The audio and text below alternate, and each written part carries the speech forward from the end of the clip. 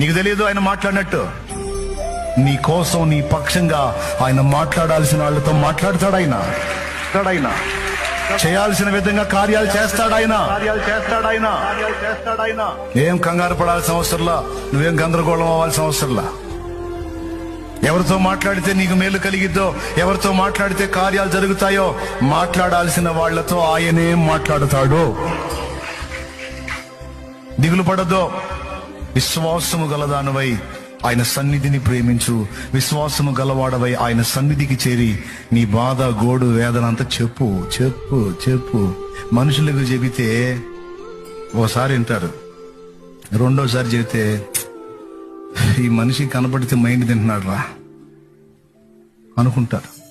10 మంది దగ్గరికి వెళ్ళి నీ బాధ 10 సార్లు 10 మందికి చెప్పుకునే కంటే ఆ 10 సార్లు ఒక్క దేవుడు, నీ ప్రభు అయిన యేసు దగ్గరికి వెళ్ళి చెప్పుకోపో 10 సార్లు.